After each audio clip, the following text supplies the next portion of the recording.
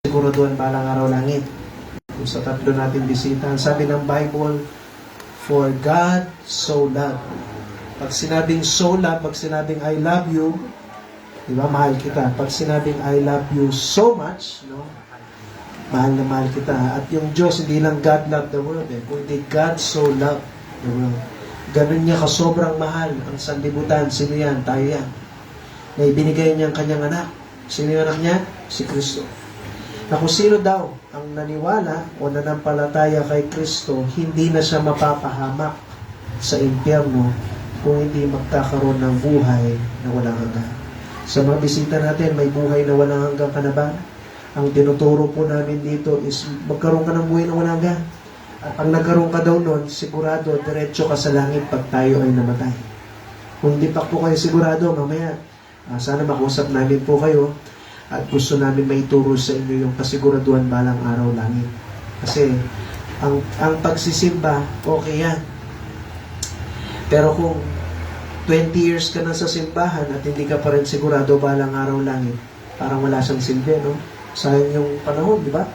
Maganda, start ka pa lang nagsimba, naturo na sa'yo, sigurado ka na, 100% langit, para kahit ilang taon ka pa sa simbahan, ay hindi sayang yung pinagod mo at sigurado kang langit balang araw. Paano makasigurado na langit balang araw? Sabi ni Biblia, 3 lang ang kailangan gawin ng isang tao.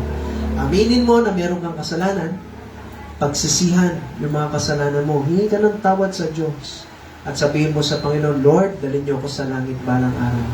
Pag ginawa mo itong 3 bagay nito, ang sabi ng Biblia, mananampalataya ka sa Panginoon at dadaling ka niya sa langit balang araw. Ito lang, ang tanging paraan papuntang langit. Wala na pong iba. Ako, ang salamat na nandito yung mga bisita namin. Salamat, nandyan si Papa ni Alex, no? Blessing, no? Ito yung pinag-pray po natin siya. O, nahulugan siya ng hollow blocks. Biro niyo yun, 6 na hollow blocks. Nahulog po sa kanya. Pero parang may tumulak daw sa kanya eh. Nagasgas lang daw siya ng konti. No po? Pero parang may tumulak sa kanya. Tumilapon siya eh. Tapos bumasgas na konti dun sa hollow blocks. So, ibig sabihin, may protection yung Diyos. Hindi siya pinamahan sa ulo. Pag sa ulo yun, sure ball na. Ano na tayo? Funeral service tayo kaysa. Totoo yun. Pero dahil may biyaya yung Panginoon, kaya nandito siya. Sana magpatuloy siya. Ano po? Makapaglingkod sa Panginoon, sana tuloy-tuloy na. Tandaan nyo, pag hindi ka nagkulang sa Diyos, yung Diyos hindi magkukulang sa iyo. Yan po. Pag inuna mo siya sa buhay mo, okay, siya rin, unahin ka niya. Ano po? Naku, sa libre-bless ka niya, no po. Hindi laging pera, no? Kasi kung laging pera yan, binili ko na kayong tag-isa isang kotse kasi, di ba, mayaman ako. Di ba? Pero, hindi naman laging pera ang blessing eh. Kasi anin mo yung pera kung may sakit ka naman. Anin yung pera, nasa hospital ka naman. Anin mo yung pera kung may namatay naman. Di ba po? So, biyaya lahat ng Panginoon yan. Sige po tayo lahat. Basahin natin yung 2 Corinthians chapter 5 and verse 14 to 15. 2 Corinthians chapter 5 and verse 14 to 15. 2 Corinthians chapter 5 and verse 14 hanggang 15. Okay, sabi niya diyan, 2 Corinthians chapter 5. Nandiyan na po ba? Okay, basahin natin ng sabay-sabay. 2 Corinthians chapter 5 verse 14 to 15. Ready, go.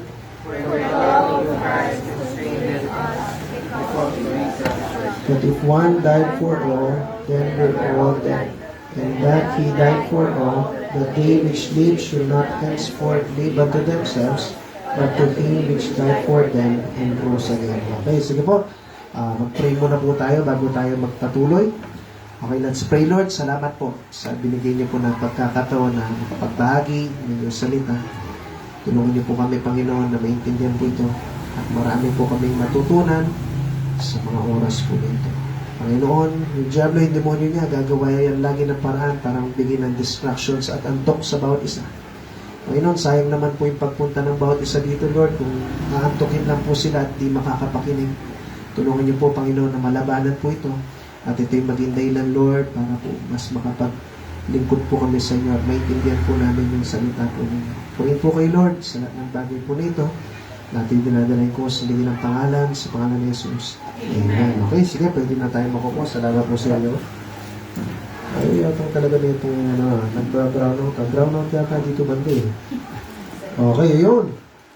Let there be electric fan. Yan. And there was electric fan. Yan. Okay na, okay na. Okay.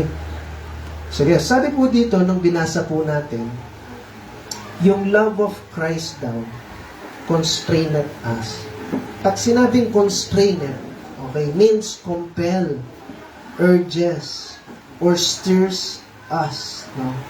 It is Christ's love that drives us to live for Him. Ano ba yung nagiging dahilan para magkaroon ka ng stir, no? O yung mag-drive sa'yo, yung maging dahilan para magpatuloy ka? Ano kaya? Ano kaya yun? Ano yung nagiging dahilan bakit ikaw bilang isang Kristiyano nagpapatuloy ka sa paglilingkod mo sa Panginoon? Meron kang dahilan eh. Tama po? Ngayon, ikaw makakaalam doon kung ano yung dahilan mo. Ba't nandito ka ngayon? Okay? May dalawa po yan na dahilan. Ang isang tao, mayroong dalawang dahilan yan o pananaw bakit sila naglilingkod. Para sa sarili, para hindi nakakaya sa ibang tao. No? Nakakaya kasi kay pastor o sa mga ibang kapwa ko member. Ako, member ako tapos di ako mag-a-attend. So, nakakaya. Yan ba yung rason mo? Yan ba yung nagiging dahilan? Nagpapastir. Pag sinabi ng stir, yung hinahalo eh. Diba? Hinahalo. Yung nagiging trigger. Parang yung isang juice, diba? Kunwari, magtitimpla ka ng juice. Okay? Nilagay mo yung baso, nilagay mo ng tubig na malamig, nilagay mo ng, bago mo lagyan ng yelo, nilagay mo yung juice. Hindi mo inalo. Tinikman mo. Ay, napakasarap niyan, di ba? Sa ilalim. Diba? Pero yung taas, matabang. So, anong gagawin mo? Para mag-trigger yung juice at maramdaman mo yung lasa niya at malasahan mo lahat, halo yan. Tawag doon, stir. So, ano yung bagay na naghahalo sa'yo o nagiging dahilan, nagtitrigger sa'yo na maglingkod? No? Yung negative na pananaw is nakakaya kasi sa ibang mga tao. O pag okay yung klima, mag-church ako. Pag hindi okay yung klima, hindi ako mag-church. Pag tinamad ako, hindi ako mag-church. Pag sinipag ako, mag-church ako. No? O baka mamaya, yung dahilan mo, ba't naglilingkod ka? Kasi baka mapalo ka ng Panginoon. No? At wala kasing blessing pag hindi ako naglingkod. No? Yun po ba tayo? O baka mamaya, isang rason mo, nandun kasi yung family ko. Kaya dapat nandun din ako. Nandun kasi yung mga kaibigan ko. Kaya dapat nandito rin ako. Okay? Kaya yan yung nagiging dahilan. Ba't ako naglilingkod? Okay? Yan ba yung dahilan mo? Okay? Kayo makakaalam po na ito, no? O ikaw yung positive na pananaw naman. Faithful ako kasi faithful yung ba? Kasi nakaka-encourage naman eh. Faithful ako kasi si pastor, ina-encourage ako kaya faithful ako. Naglilingkod ako sa Diyos. No? Ginagawa ko to kasi choir member kasi ako eh. Okay? Ginagawa ko maglingkod, nagsusolving din ako para makakanta ko sa special number. Kumusta po ba tayo? Ano yung dahilan mo o yung nag-uudyok sa'yo? Yung nagpapasigla sa'yo na maglingkod. Kung yung nagpapasigla sa'yo para maglingkod o yung nag-uudyok sa'yo para maglingkod sa Panginoon is yung para sa ibang tao, soon hihinto ka. Kung para sa ibang tao, soon mapapagod ka, susuko ka. At ito yung magiging dahilan dahil naglilingkod ka para sa ibang tao, sa pananaw ng ibang tao, para kasi si brother, sister, ganito, o para kay pastor, soon mapapagod ka, hihinto ka, at sasabihin mo sa Panginoon, lalong-lalo na pag may problema, Lord, suko na ako, ayoko na. Okay? Yan yung magiging dahilan mo. Ngayon, yung kagaya ng kanta kanina, no? Hindi kami nag-usap ni Ate Renmo, no? Pero tamang-tama eh. Kagabi, pinag-prepare ko, yan yung gusto mong ituro ko. At tapos ito nga yung verse na sinasabi, for the love of Christ constrained us. Ano yung nagiging dahilan na kung saan yung isang Kristiyano, sinabi ni Apostol Pablo, sa paglilingkod namin sa Diyos, sabi ni Apostol Pablo, is yung nagiging dahilan, nag-uudyok sa amin na magpatuloy. Kasi naaalala namin yung pagmamahal ni Kristo. Naalala mo ba yung pagmamahal ni Kristo sa'yo?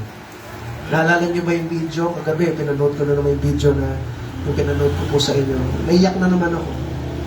Kasi naiisip ko yung ginawa ng Diyos para sa akin.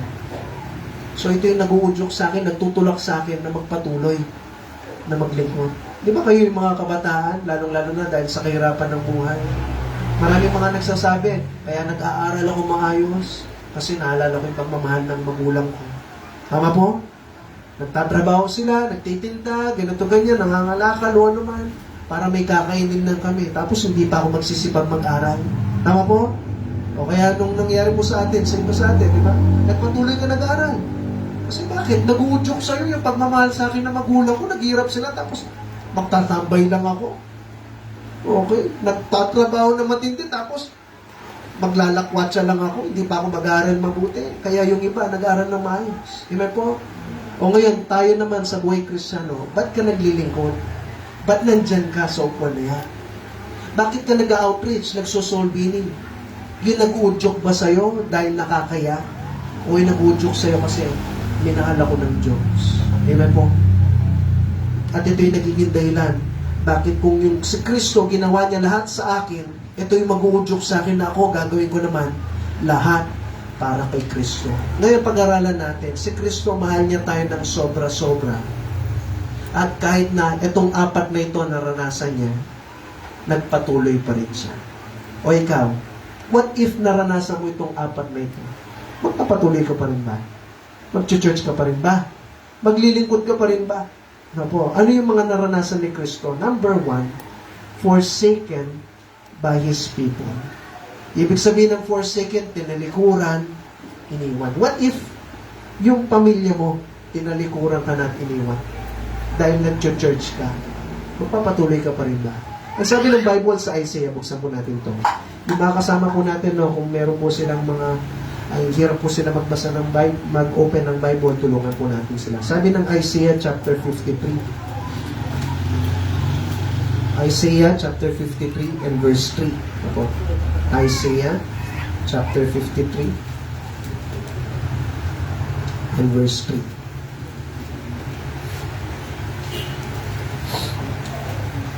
Okay, nandiyan na po ba? Isaiah 53 and verse 3. Basahin po natin. Ready? Go!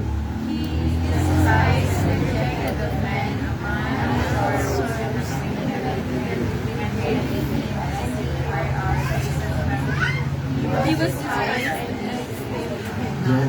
Si Kristo daw dinispise, nireject ng tao. Mismong bansang Israel ang nag-reject sa kanya. Na sarili niyang ang tawag o yung kapwa niya, yun yung nag-reject sa kanya. Sabi ng John, isa pa po, John chapter 1 and verse 11. John chapter 1 and verse 11. Ang sabi niya po dito, He came unto His own, and His own received. Pumunta siya para sa kanyang mga mismong kababayan, pero mismong tao na kung saan bansang Israel, nireject pa rin siya. What if si Jesus, di ba, nireject siya ng sarili niyang tao, sarili niyang mga kababayan? What if ikaw, nireject ka? Iniwan ka ng mga magulang mo dahil gusto mo maglingkod sa Panginoon, no? Tapos sabihin ng mga magulang mo, puro ka na lang church. May plan ako sa iyo, may plan ako sa buhay natin, family, no? Okay, yan, naranasan ni Ate Ren yan. Wala ka bang pakialam sa amin?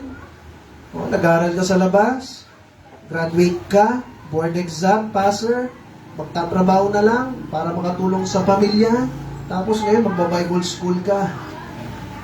Okay? Ito pa yung masakit na salita. Hindi mo kami mahal. What if ganun? Yung nangyari po sa atin. Maglilingkod ka pa rin ba? No? What if yung mga ibang tao, yung mga mismong anak mo, sinabihan ka, nag-church ka pa naman, mapa. May okasyon tayo. Uunahin mo yung church na yan kaysa sa amin? What if ganun? Maglilingkod ka pa rin ba? Na kung saan iniiwan ka sa ere, iniipit ka. No? What if meron kang mga kamag-anak na ini-invite ka sa isang okasyon? Kasal yan, binyag, di tayo naniniwala sa binyag. Tatayo ka ba sa tama? Sabi mo, hindi ako naniniwala kasi sa binyag kasi wala sinabi sa Bible yan. Tatayo ka ba sa tama? Naalala ko nun, yung pinsan ko, yan. Ni-invite ako sa kasal, ay, magagalit yung tita ko nito, patay, kapatid mismo ng nanay ko. Pero wala, kailangan ko tumayo sa tama. Mas maganda na nahihiya ako sa kanila, pero mas nahihiya ako sa Diyos. So, magkikita kami ng Diyos. No? Kung di ko tatayuan to, kailan pa? Kailan ko tatayuan, no? Kailan ko sasabihin sa kanila na, pasensya na Kristyano na ako ngayon, kaya naniniwala dyan. Ako, o kumusta tayo sa ating buhay Kristyano? Tandaan mo, kahit may gawin ka o hindi ka gawin, so magagalit din sila sa'yo. No? Magagalit din sila sa'yo. No? Kaya huwag mong i-expect na lagi mamahalin tayo ng mga ibang tao dahil pinaglilingkuran natin yung Diyos. Si Kristo nga iniwan ng sarili niyang pamilya, kababayan. Ano po? O tayo, willing ka ba na kung saan, imbes na mahihiya ka sa kanila, kaya kasi, mga anak ko to, baka magalit sa akin. O, sa Panginoon, di ka ba nahihiya? Ama mo, na magagalit siya sa'yo. Okay? Na kung saan, soon, kamukha niyan, may mga celebration, naalala ko yung dunito ni Ate Renmo, compound sila. Swimming daw, linggo. O ano nangyari? Hindi, mag-church ako. Pero kung ikaw lang mag-isa, sa compound nyo, iniwan kayong lahat. Siya lang mag-isa. Kasi pag church siya, pag gawin niya, wala ng tao. Siya lang mag-isa, maiwan siya doon. Hanap siya ng lunch niya. Kasi siya lang mag-isa. Kasi Sunday yun kailangan niyang tayuan. Kailangan niya maglingkod sa Diyos. But if iniwan ka ng pamilya mo, o kami rin, ganun din. May mga event kami, may mga kakain daw sa labas, mamahaling restaurant, makakatikim ka ng mga mamahalin na pagkain. Sunday yun. Gagawin namin. Church muna. Sige, kung kamauna na kami, o nauna. Nauna na sila. Habol na lang kami pagkadating. Parang nakakaya pa. Diba? O, kain na kayo, pinang-order na namin kayo. O kayo lang kakain, sila kumain na. Ano ba yan, lulunukin mo lahat ng hiya. Okay lang. Kaysa naman mapapahiya ako sa harap ng Panginoon Sus. Amen po? O, kumusta tayo? Ito. Gaano mo kamahal yung Diyos na kung saan ay kahit dumating na sa punto. Kasi minsan, yung basihan natin, ba't naglilingkod tayo dahil sa pamilya? O what if iniwan ka ng pamilya mo? Ikaw na lang mag-isa. Tutuloy ka pa ba? Amen po? Si Kristo, bakit hindi niya naging basihan ng pamilya? Kasi nagpatuloy siya, ang dahilan na nag-trigger sa kanya, nag-stir sa kanya, nag-uudyok sa kanya. Ano po? Para tayo ay magkaroon ng buhay na walang hanggan at makapunta ng langit kasi mahal ka niya, mahal niya ako. Amen po? Na nagpatuloy siya, ginawa niya lahat para sa atin. Ano po? Kasi mahal niya po tayo. O ikaw, ano yung nagiging dahilan ba't naglilingkod ka? Soon, ulitin ko, kailangan mong mamili. Sino ba yung mas mahal mo? No? Tama yun, mahal natin yung pamilya natin. Pero soon, dapat mas mahal natin yung Diyos. Ganun ba, Pastor? O, hindi, pabaya ko na yung pamilya ko. Hindi ganun. Iba po yun. Ibang usapan yun. Pero kung pagpipiliin na yung Diyos o yung pamilya mo, unahin mo yung Diyos. Alam niyo bakit? Kasi pag inuuna mo yung Diyos, siya yung bahala sa pamilya mo. Amen po? O, kamukha niya, 7 araw, magtatrabaho ka dapat. Pero hindi bigay mo yung para sa Panginoon. Tandaan nyo, pag inuna nyo yung Panginoon, ang Diyos, siya yung bahala sa pamilya mo. Namumblema ka sa financial? Okay? Namumblema ka sa financial? Unahin mo yung Diyos, siya yung bahala sa financial mo. Amen po? Wala po sa atin dito na magsasabi ngayon, magtataas ng kamay, Pastor, naghirap kami lalo nung inuna namin yung Diyos. Wala. Walang maglalakas na loob dito na naghirap ka dahil inuna mo yung Diyos. Bakit? Kasi papatunayan sa atin ng Diyos, kahit kailan, pag inuna mo siya, siya yung bahala sa iyo at sa pamilya mo. Number 2, mabilis na. Forsaken by His disciples. Sabi ng Matthew chapter 26 and verse 56. Matthew chapter 26 and verse 56. Sabi niya dito, but all this was done that the scriptures of the prophets might be fulfilled.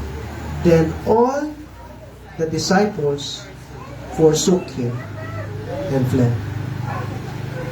Forsaken by His disciples. Iniwan siya ng mga disipulo niya. Ito na yung panahon na huhulihin na siya. Ay, inuhuli na siya.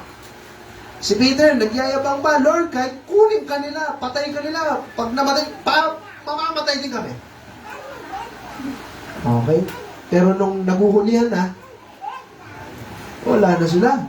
Alam niyo po yung kwento, di ba? O, what if tayo, si Kristo, naranasan niya po yan eh. Na si Kristo, kasama niya yung mga disipulo niya, na nagyayabang pa, Lord, kung mamamatay ka, mamamatay din kami. Okay? Sa good times, bad times, nandito kami. Paglilingkuran namin kayo. No? At si Kristo, lahat ginawa niya para sa mga disipulo, para mahalin nila yung Diyos, gawin nila yung paglilingkod sa Panginoon. At ito yung mga tao na naglilingkod na talaga, mga disipulo niya. At marunong na mga mag-preach ng Bible. Okay? At ito yung mga tao na may takot talaga sa Panginoon, na naglilingkod na totoo talaga sa Panginoon. Pero what if, dumating ka sa punto, katulad ni Kristo, iiwan ka rin ng mga taong matatapang na nagtuturo ng Bible. Pero pag oras na nang may nangyari, sila yung unang tumatalikod. Ikaw, magpapatuloy ka. Opo. Marami na po kami nakitang ganyan. Opo. Na kung saan, lalong-lalo na, no? Nung pandemic, ang nangyari, marami kang maririnig ng mga preacher. Maglingkod tayo sa Diyos. Mga kamag-anak natin, dali natin sa church. Okay? Para sila makakilala sa Panginoon at maligtas sila. Nag-pandemic. Eto ka ngayon, excited ka. Mag-invite ng mga kamag-anak mo. Tapos maririnig mo, Sir, ma'am, in-invite namin yung mga kamag-anak namin. Ay, in-invite mo? Bakit? Huwag muna. Pandemic ngayon. Alam mo yun yung parang inaasahan mo sa sarili mo, ay sila yung matutuwa. Tama mo? Sila yung maglilingkod. No? Kasama natin. Pero nung nangyaring may problema na, what if yung mga pastor o yung mga preacher nagsabi, ay, sino yung invite mo? Next time na lang. Pandemic ngayon. O, kung narinig mo yan. May times na gano'n po yung nangyari. Alam mo yan, parang nakabigla kami. Kasi yung pamilya ni Rene Limbunan, 50 yata sila. In-invite namin sa church, sila na, pupunta. Tapos may maririnig ka, sasabihin sa'yo, ay, wag mo na. Pandemic kasi. What if tumalikod yung mga ibang tao? Nag-iba sila ng prinsipyo. Pandemic kasi, baka makakahawa-hawaan tayo. Magpapatuloy ka pa rin ba? Okay? Na minsan, meron mga time na noong mga pandemic, magpo-post kami sa Facebook. Kasi nga, nag-e-enjoy ka na may mga nababahaginan ka kahit COVID, panahon ng COVID. Tapos mamaya yung mga taong matataas yung tingin mo, mga taong preacher, mga taong naglilingkod din sa Diyos, mamaya masasabihan ka pa na pa-post-post kayo sa Facebook. Bakit? Ano ba yung pinagmamalaki nyo? Mga bigla kami doon. Di ba? Wala kang kahit anong nasa utak mo kung hindi yung ma-encourage ng ibang tao na maglingkod sa Diyos. Pero may mga taong ganun pala yung pag-iisip. Magpapatuloy ka pa rin ba? O yan yung magiging dahilan. Ganyan naman yung mga yan. Ay, lilipat na lang ako ng ibang church. Di ba? Ganyan yung mga yan. Pa-preach-preach ng salita ng Diyos. Tapos ganyan naman yung pag-uugali. Ayoko na. O magpapatuloy ka, papabayaan mo yung sinabi nila at magpapatuloy ka maglingkod. Kasi hindi ka naman naglilingkod para sa kanila. Amen po? What if ganun yung ginawa ni Kristo? Na po? Na dumating sa punto, nung iniwan siya ng mga disipulo niya, ay, oo na, bahala kayo dyan. Hinuli siya di ba po? Iniwan siya ng mga disipulo. Ay, bahala kayo dyan. Ako na lang mag-isa dito. Siyang bigla siyang nawala, bumalik na siya sa langit. Patay tayong lahat. Tama po? May impyerno tayo lahat, walang Kristo na mapapako sa krus. Pero bakit po si Kristo nagpatuloy kahit iniwan siya ng mga tao at iniwan siya ng mga disipulo? Bakit? Ano yung nag-uudyok kay Kristo? Naalala ka niya. Naalala niya ako.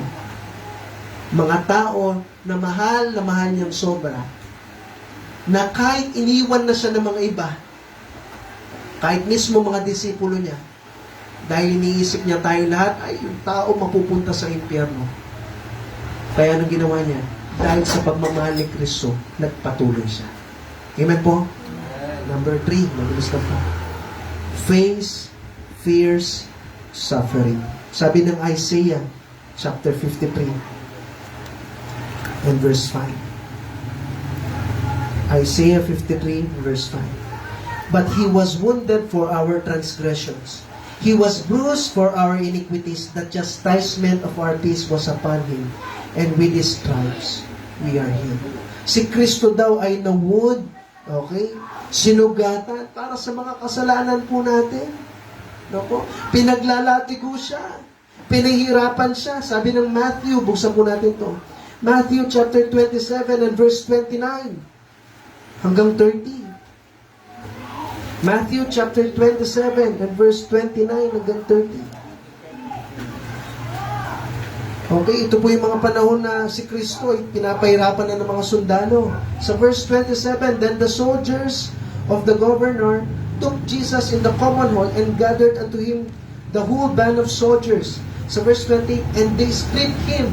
Inubaran daw siya, tinanggal yung damit niya. And put on him a scarlet robe. Okay? At nilagay daw sa kanya yung scarlet robe pagkatapos siyang pinaglalatigo. Na po. At sa verse 29, and when they had planted a crown of thorns, they put it on his neck and a reed on his right hand, and they bowed the knee before him and mocked him, saying, Hail, King of the Jews.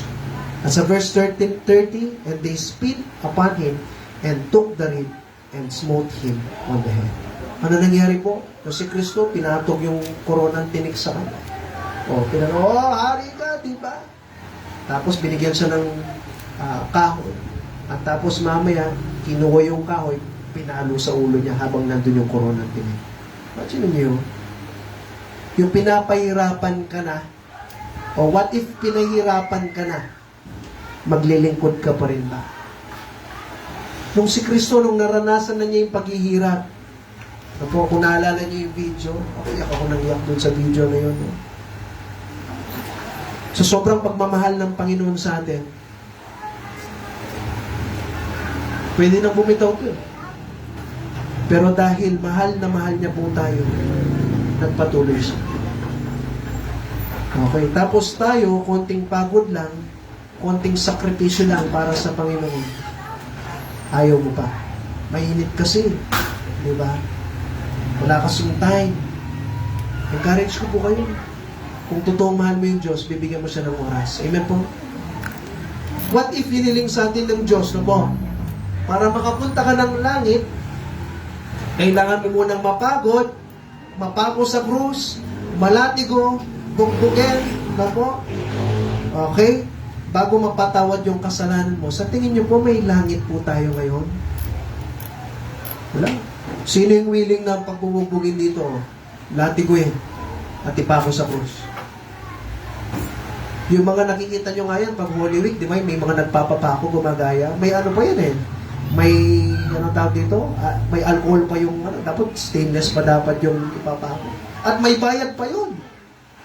Alam niyo po ba, may bayad yun? Sabi sa akin, may bayad daw yun eh. Oh. Kaya ginagawa nila kasi may bayad. O tayo, kaya mo ba gawin lahat ng yun para pagbayaran yung kasalanan natin? Hindi po, lahat po tayo may impyerno. Kaya ngayon, mga Kristiyano, encourage ko po kayo. Alam niyo ba yung gusto lang ng Diyos, maglingkod tayo? Amen po? Oo, maiinitan ka, na po, mapapagod ka, pero hindi ka naman papahirapan ng latigo. Tama po? Oo, tama, pagpapawisan ka, pero hindi ka magbubuhat ng krus. Maglalakad ka, pero walang krus. Opo. Mapapahiya ka, pero hindi ka papako na nakaubad. Imagine mo yan, papako ka ng hubot, ubad. Lahat po ng yan, sinakripisyo ni Kristo. Pinagpatuloy niya, tiniis niya. Bakit po? Kasi merong nagtitrigger sa Kanya. May nag-uudyok po sa Kanya. May nag-i-stir sa Kanya. Ano po yun? Mahal ka niya. Amen po? Kaya nga sabi ni Apostol Pablo, kaya kami nagpapatuloy kasi naalala namin yung pagmamahal ng Diyos. Nakakaya naman siya, minahal niya ako, kung hindi ko siya mamahalin. Amen po? Sino dito yung gustong one-sided love? Wala.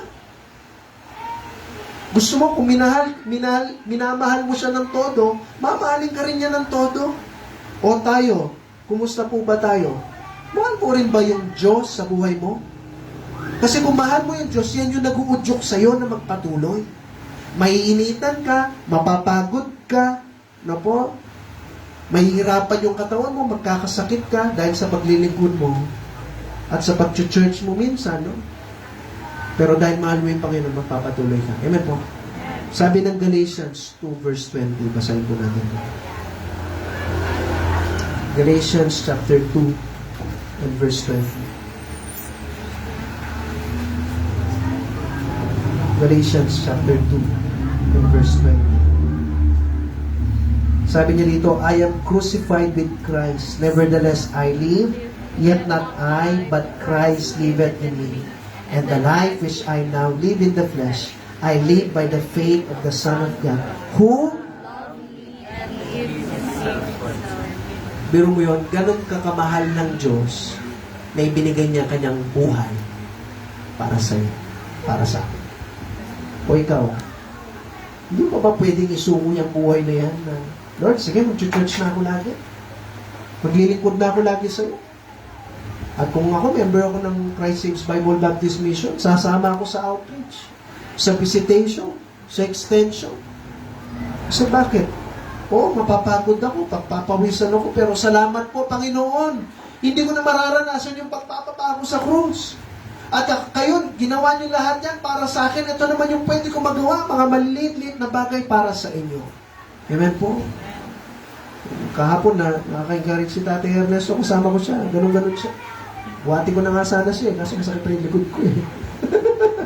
Oh. Pero sabi ko sa kanya, tayo, nakaka-encourage ko yun. Kahit bagal-bagal na kami maglakad. Importante, nandun siya sa init. At naglilingkod sa Panginoon. Oh. Kumusta po tayo? Willing ka ba na gawin yun para sa Panginoon? Kasi isa sa pinakagustong gawin ng Diyos natin, no? Paglingkuran siya sa pamamagitan ng binabahagi natin siya sa iba. Pinapamalita natin siya sa iba. Yung mga magulang dito, di ba? Ang sarap na kung yung mga anak mo, yung makikita mo yung mga anak mo sinasabi, uy, alam mo ba yung tatay at saka nanay ko? Napakabait noon. Ay, tatay ko. Yung, alam yung pinagmamalaki ka. Hindi ba masarap sa puso mo yun? Tapos nakikita mo. O yung mga lolo-lola dito. Yung apo mo, pinagmamalaki ka. Uy, si lolo ko, si lola ko. Ah, wala ka sa lolo ko. Ay, mga ganun pa, di ba? Alam mo yun? Ah, wala ka sa lola ko. Di ba sarap sa puso po nun? Pinagmamalaki ka. Yung Diyos, ganun din. Gusto niya na pinagmamalaki mo siya. At pinapamalita mo siya sa iba. Amen po? Pero ikaw, gusto mo ba? Tama po? Number 4, last. Felt forsaken by the Father. Sabi ng Matthew 27 and verse 46. Matthew 27 and verse 46. And about the ninth hour, Jesus cried with a loud voice, saying, Eli, Eli, lama sabachthani, that is to say, my God, why hast thou forsaken me? Yung Panginoon, kaya nga felt forsaken. Hindi siya iniwan ng Diyos sa kanya. Pero naramdaman niya. Ramdam na ramdam niya na iniwan siya. Bakit po? Kasi nung napako siya sa krus, si Kristo yung ginawang kasalanan para sa atin. Siya yung naging mandurugas, lasinggero, basagulero, mayabang, makasalanan, sa lahat ng yun habang binubuhat niya sa krus, siya yung naging makasalanan para sa ating lahat. Kaya nga sabi po ng 2 Corinthians, buksan po natin to, chapter 5 and verse 21. 2 Corinthians, chapter 5 and verse 21. Sabi niya po dito, for He had made Him to be sin for us. Si Kristo daw yung ginawang kasalanan para sa atin lahat. Who knew no sin. Wala siyang alam na kahit anong kasalanan that we might be made the righteousness of God in Him. Si Kristo yung naging makasalanan para sa atin lahat. Para daw tayo maging matuwid sa pamamagitan niya. At dahil po doon, si Kristo, ang nangyari po is, kahit iniwan siya ng mga tao, iniwan siya ng mga disipulo, at naramdaman niya yung maraming mga sakit-sakit, pagpaparusa, pagpapahirap sa kanya, wala siyang sinabi lahat doon. Pero alam niyo saan siya nagsalita? Nung naramdaman niya itong number 4, na iniwan siya ng Diyos Ama. Kaya sabi niya, Eli, Eli, lama sabachthani. Sabi niya, O Diyos, bakit mo ko iniwan? Bakit mo ako, Panginoon, tinalikuran? No po? For all eternity past, imagine mo yung Diyos kasama mo. Kasama niya yung Diyos Ama. Pangwalang hanggan, magkasama sila. At kahit nandito siya sa mundo, ramdam niya, kasama niya yung Diyos Ama. Pero nung nangyari, dahil dun sa kasalanan, tinalikuran siya ng Diyos. Sabi po ng Bible yan eh. Na kung saan iniwan siya, ibig sabihin ng forsaken, iniwan. My God, why hast thou forsaken me? Pag sinabing forsaken sa Tagalog, iniwan, tinalikuran, pinabayaan. Imagine niyo, ano po? Maramdaman mo na pinabayaan ka ng Diyos. Yan yung naramdaman ni Kristo.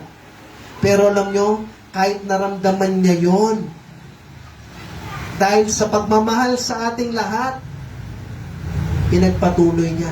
Tinapos niya na pagbayaran yung kasalanan natin. O what if ganito, ikaw naramdaman mo yan? Magkakaroon ka soon ng problema. Naramdam mo, iniwan ka ng Diyos. Pakiramdam mo lang yun. Pero kahit kailan yung Diyos, tutuparin niya yung hindi kita iiwan, hindi papabayaan mo. Minsan nga lang, mararamdaman mo sa pagsubok na parang walang Diyos. Parang sa test, di ba? Pag nagtetest po yung mga estudyante, habang nagtetest ka, ang teacher maingay ba? Tahimik lang yan. Nagmamasid. Tinitingnan kung papasa ka. Minsan sa buhay, mayroong mga problema, may mga sitwasyon na minsan tahimik yung Diyos. Tinitingnan kung anong gagawin mo. Kung magpapatuloy ka ba, o iiwan mo siya. Pag iniwan mo siya, ibig sabihin, hindi ganun kalalim yung pagmamahal. Kaya nga sa mga mag-asawa, di ba? Okay? Bakit may mga nagdi-divorce? Bakit ilang buwan lang naghiwalay kagad? Kasi mababaw eh. Mababaw yung pagmamahal. Pero kung malalim yung pagmamahal, kahit ano mangyaring problema dyan, yung pinangako nyo sa isa't isa, sa altar, di ba? Tutuparin mo yon. Tama po? Kahit anong mangyari, tutuparin mo yun na hindi mo siya iiwan. Bakit? Mahal mo eh. Na kahit anong problema, magkasakit man, sa hirap at ginawa, nandyan yan. Bakit po? Kasi mahal ka niya. Doon nasusubok yung pagmamahal eh. Minsan, sa problema. Tama po? O ikaw, gano'n mo kamahal yung Diyos? What if, naramdaman mo yung ganyan? Parang wala yung Diyos. Tandaan mo, feeling lang. Kahit si Job, naramdaman niya. Imagine niyo si Job, di ba? Ay, sino gusto magkaroon ng problema katulad ni Job? Ay, wala sa atin. Matindi yung problema ni Job. At ano nangyari? Sabi ng Job, tingnan po natin. Kahit mismo si Job, nagtanong din sa Diyos eh. Sa Job 13, verse 23. So, Job, Psalms, Proverbs. Okay, sa gitna ng Bible yan. Okay, Job, Psalms, Proverbs 13 and verse 23 hanggang 24. Sabi dito ni Job, How many are my iniquities and sin? Make me to know my transgression and my sin. Tinanong rin ni Job Lord, ano ba yung mga kasalanan ko? Di ba si Job naging matapat sa Diyos? Tama po? Tapos bigla siyang nagkaroon ng problema, namatay ang anak niya, nawala yung mga ari-arian niya. Lord, ano ba yung kasalanan ko? Tinanong niya rin sa Diyos yan At tapos sabi niya po dito, next, sa verse 24, Wherefore hidest thou thy face and holdest me for thine enemy? Okay? Ano ba ginawa ko kasalanan, Panginoon? Na kung saan tinatago mo yung mukha mo? Na kahit anong dasal ko, parang wala ka. At tapos ginawa mo kong kalaban. Sabi niya ni Job yan. Yan kasi yung naramdaman niya O what if naramdaman mo yan? Parang dating, parang naging kalaban ka ng Diyos. Wala ka namang ginawa. Alam mo sa sarili mo, wala naman. O what if naramdaman mo yan? At nangyari yan sa'yo. Magpapatuloy ka pa ba? At ano po ito? Sa inyo kayo makakasagot. Ng Job 14 verse 3, isa pa. And thus thou open thine eyes upon such an one, and bringest me into judgment with thee. Na kung saan, parang dating, si Job sinasabi, Lord, ba't parang tinatarget mo ako? Ba't parang unfair ka naman, Lord? Sinasabi niya sa Panginoon. At sa Job chapter 30 and verse 20, ito pa yung masakit. Job 30 and verse 20. Sabi niya po dito, I cry unto thee. Ano nakasulat po? And? O, biro mo yun. Tumatawag ka ngayon sa Panginoon, parang di siya nakikinig. At tapos sabi niya pa po dito, and thou regards me not. Ano yun? Parang di mo ako pinapansin, Panginoon. Okay. What if nangyari yan sa'yo? Iniiwan ka ng tao, iniiwan ka ng mga ibang disipulo, naglilingkod sa Diyos, nakaranas ka ng mga iba't ibang mga paghihirap sa buhay mo, at yung uli, feeling mo, iniwan ka ng Diyos, papatuloy ka pa ba? Si Job, naramdaman niya lahat ng yan. Pero alam niyo anong ginawa ni Job? Sabi niya sa Job chapter 13 and verse 15, tingnan niyo po ito. Job chapter 13 and verse 15. Ang ganda ng sinabi niya po dito. Though he slay me, kahit patayin ako ng Diyos, sabi niya, yet will I trust in Him. Magtitiwala pa rin ako sa Kanya. But I will maintain my own ways before. At gagawin ko pa rin yung ginagawa ko para sa Kanya. Ganun pa ba? Si Job, sinabi niya, kahit naghirap siya, kahit naramdaman niya, Lord, parang wala ka. Pero sabi niya, Lord, sige, kahit patayin niyo ako, magtitiwala pa rin ako sa iyo. Kasi alam naman ng Diyos yung ginagawa niya. Alam ba ng Diyos yung ginagawa niya? Tama? So, magtitiwalaan kita. At hindi ako tatalikod sa inyo. Kung dati naglilingkod ako, kahit may mga problema, maglilingkod pa rin ako. Amen po? Kahit mahirapan ako, okay lang. Kasi bakit? Si Job, pinapakita niya, at si Jesus, bakit siya hindi tumigil? Kasi pinapakita niya na kahit anong mangyari, no? Biro mo, ang hirap na kung saan kasama mo siya, tapos bigla kang iiwan sa ere. Ang hirap ng gano'n, di ba po?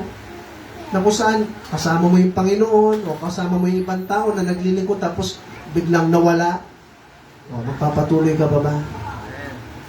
Pero si Kristo, kahit ganun yung nangyari, dahil meron siyang malalim na pagmamahal sa atin lahat. Sabi niya, who loved me and gave himself for me. Nagpatuloy siya. Kahit anong mangyari, nagpatuloy siya. O tayo, kumusta? Pag may konting problema ba, nagkaroon kayo ng problema sa bahay, o nagkasagutan kayo ng mga anak mo, o nangyari problema ganito, tapos sasabihin mo, hey, ikaw na lang mag-church, ayoko na. Ganyan ba yung pag-uugali nyo? Ay, ayoko na mag-church, dami yung problema eh. Kung ano, gagawin ko, sa kanan. Next time na lang, pastor. Dami kong problema eh. Ibig sabihin, pag ganun po yung ginagawa natin, magabaw ka. Hindi pag ganun kalalim yung pagmamahal mo. Pastor, ganun talaga ako eh. Ganun ka na lang ba? Pero mo yung Diyos, minamahal ka na niya ng todo-todo, tapos ikaw, sukli mo. Konti lang. konting pagmamahal lang, di ba nakakaya sa Diyos? Amen po? Yung Diyos, binigay niya yung buong buo para sa'yo. Buong pagmamahal. Kahit ano mangyari, hindi kita iiwan ni pababayaan man. Pangako yan sa atin ng Diyos.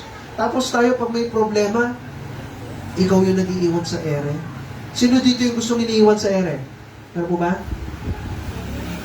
So kung ikaw ayaw mo, huwag ka rin naman maging ganun sa Diyos. Yung Diyos, alam niyo po, minsan nagtatampo sa atin. Kasi bakit? Siya nagmahal ng todo. Tayo po konti lang. At ang sabi niya dito, Hebrews chapter 13 and verse 5. Ito na po yung last, tapos na tayo. Hebrews chapter 13 and verse 5. So, banda sa dulo po yan ng Bible, no? Malapit sa dulo. Tapos konting pabalik. Hebrews 13 and verse 5. Sabi niya dito, let your conversation be without covetousness and be content with such things as ye have. For he hath said, I will never leave thee nor forsake thee. Mismo si Kristo sinabi niya, hindi kita iiwan ni pababayaan. Minsan mararamdaman mo parang iniwan ka niya, pakiramdam mo lang yun. Nandyan pa rin siya. Sinusubukan ka nga lang. Kung gaano kalalim yung pagmamahal.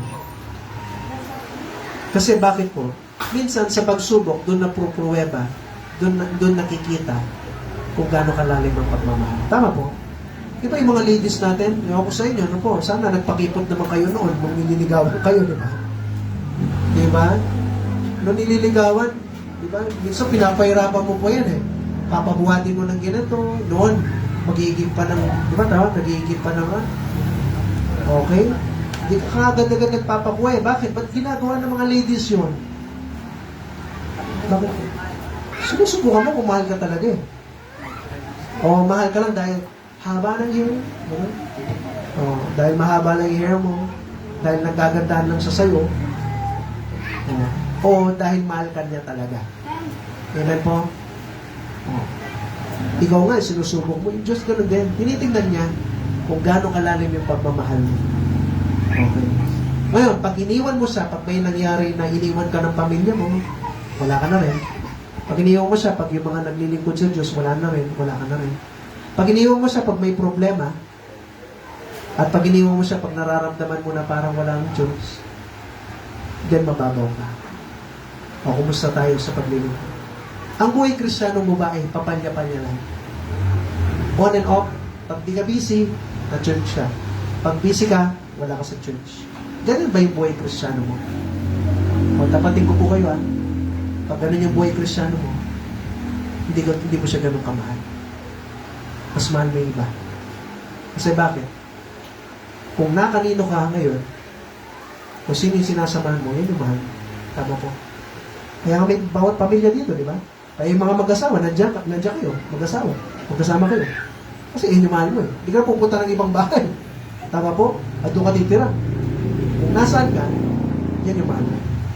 Ngayon, pag inuunan nyo yung sa school nyo, inuunan nyo yung sa work nyo, inuunan nyo yung mga iba't ibang bagay kaysa sa Panginoon, yan yung mas mahal. Ngayon, natanong, ano yung nag-uudyok sa'yo sa paglilingkod? Nag-i-stir sa'yo ang pagmamahal ba o mga iba't ibang rason? Pag iba't ibang rason yan, soon, hihinto ka. Kaya kung naalala niyo po yung noon, ba't di kami huminto ni Ate Renyo? Pagba-Bible study sa pamilyang David, pagba-Bible study sa pamilyang Delio, okay? Ba't di kami huminto? Layo ng Angeles, tricycle lang, hanggang sa inyo. Minsan mainit. Kasi ang nag-trigger po sa amin, may mga tao noon na nagpursige sa amin na minahal kami sa pamamagitan ng pagmamahal ng Diyos. Ganun din po kami sa inyo. O ikaw, ano yung papasa mo? Na maglilingkod ka rin? Minsan may mga bibisita ka, wala sila, nakakapagod. Magpapatuloy ka pa rin ba? O hihinto ka kasi nakakapagod? Kung church ka, minsan mainit. Yung church natin, may mainit, wala tayong aircon. Papatuloy ka pa rin ba dahil sa pagmamahal? O hihinto ka? Kayo po'y makakasagot yan. Kayo po tayo lahat, tapos na po tayo. Habang pinapatugtog yung ating invitation, so, si Kristo sa pagmamahal niya sa atin,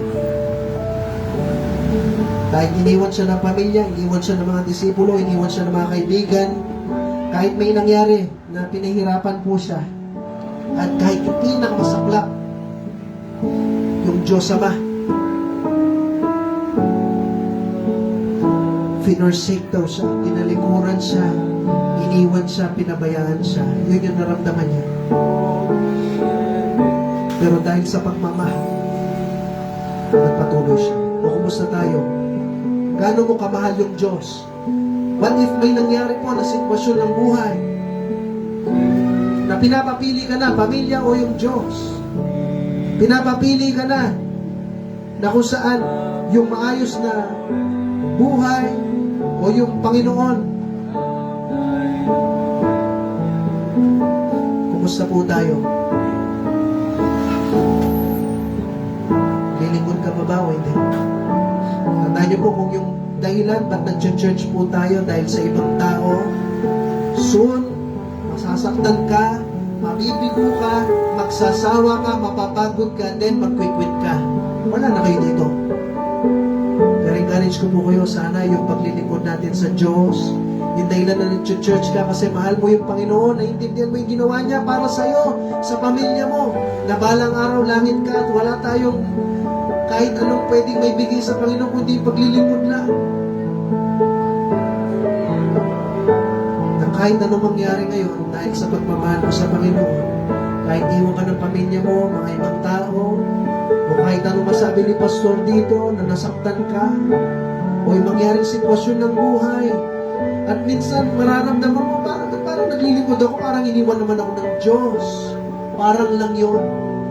Pero kung papakinggan mo yung sinabi ng Panginoon, hindi kita iiwan, hindi pababayaan. Minsan may mga pagsubok lang yan. Na kahit kailan hindi ka iiwan ng Diyos. Encourage ko po kayo. Bawat isa dito, ang gawin mong dahilan, bakit ka nag-church kasi mahal mo yung Diyos. Hindi dahil kay pastor, hindi dahil sa ibang tao, dahil mahal mo yung Diyos. Kasi naaalala mo, yung pagmamahal ni Kristo, nagpo-constrain sa atin, nag-uudyok sa atin, naaalala mo na minahal ka niya ng buo, kaya ako din, mamahalin ko rin ng buo yung aking Panginoon. So po, manalangin tayo, Panginoon, salamat po sa binigay niyo po ng pagkakataon na makapagbahagi ng iyong salita. Lord, dinadalahin ko po, tulungan niyo po na ito yung maging dahilan na mas mahalin po namin kayo kasi ito yung nag-uudyok na kayo, minahal niyo po kami. Kaya kami, Panginoon, tulungan niyo po na mahalin din namin kayo sa aming pambuhay. Nang buo, na wala na yung mas mahalaga sa amin. Hindi na mahalaga, Panginoon, yung mga iba't ibang bagay, kundi po mahalaga yung araw ng linggo is para po sa inyo. At yung araw na nakabukas yung pintuan ng bahay-sambahan po na ito, ay mag-church po kami. Kasi mahal po namin kayo kaysa sa mga iba't ibang bagay. Kaya Panginoon, tulungan niyo po yung bawat isa na magpatuloy na maglingkod po sa inyo. Purihin po kayo, Panginoon, sa lahat ng bagay po na ito. At iginadalain ko sa bigay ng pangalan, sa pangalan ni Jesus. Amen. Thank you po sa inyo lahat. Pag-pray lang natin ating offering. Ang ko si Kuya Paul na pag-pray ng ating offering.